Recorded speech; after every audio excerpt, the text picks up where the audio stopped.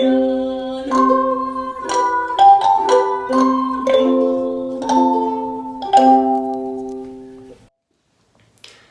trendsetters, today's tea tale is titled, A Party's Always Better with Tea.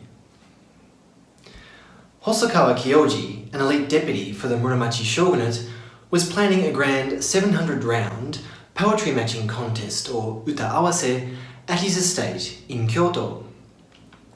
The second Ashikaga shogun, Ashikaga Yoshiakira, would be the guest of honour, and Yoshiakira had accepted Kyoji's invitation with an emphatic yes. Yoshiakira was the son of the renowned first shogun, Ashikaga Takauji, and quite the playboy.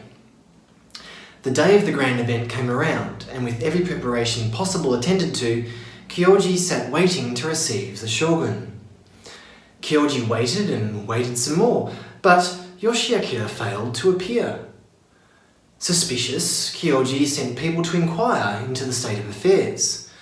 It was discovered that Yoshiakira had foregone his engagement with Kyoji to accept an alternative invitation to a lavish torture tea-tasting gathering held by the military governor to the Ashikaga, Sasaki Doyo. Rather than attend another uta awase affair, the fun-loving shogun was swayed by a fashionable tea-imbibing fete. Sasaki Doyo was a daimyo from Omi province and famed as a master of torture tea gatherings. Taking advantage of his financial strength, Doyo won the favour of both Shogun Takauji and Yoshiakira, and exerted considerable influence through the shogunate government. At the Takakura-te in Kyoto, Doyo created 7 tea-sipping pavilions furnished with rare Chinese teawares to accommodate 7 rounds of tea tasting, a total of 70 bowls of tea for each participant.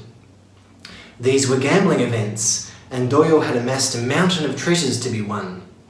In torture, participants are challenged with identifying the true tea of Myoe Shonin's Togano plantation and the inferior tea of other plantations. Doyo's prize pool consisted of 100 rolls of exquisite fabrics, a 10-layered kimono, over a kilogram of aloes wood incense, 3 musk pods, 2 kilograms of gold dust, and 1 full set of battle armour, among other luxuries. The lavish setting Doyo curated for Shogun Yoshiakira was a glorious example of basara aesthetics, where the extremities of extravagant taste are put on gaudy show through an excess of exotic objects. Doyo's torture gatherings were also Epicurean affairs. Both the hosts and guests donned their finest silks and dined like royalty. The banquet started with a 1.5 metre square oshiki tray carrying a mountainous assortment of 100 varieties of dim sum delights, accompanied by 10 delicate soups. Next, guests were served fish and wildfowl seasoned with the 5 flavours.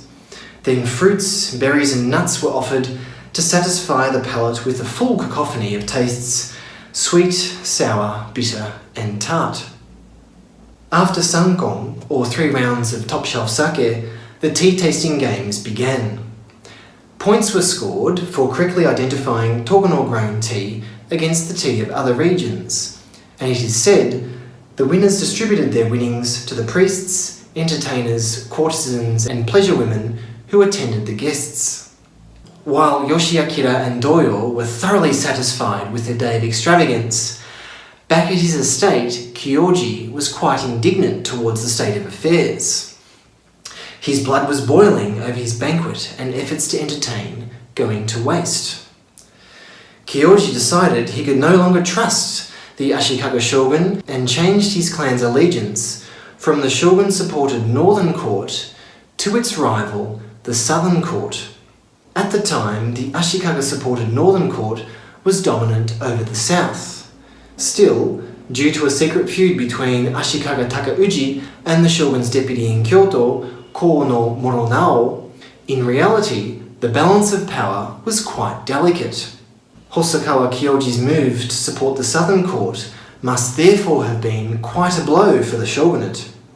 The political power over a nation put into jeopardy by the allure of tea.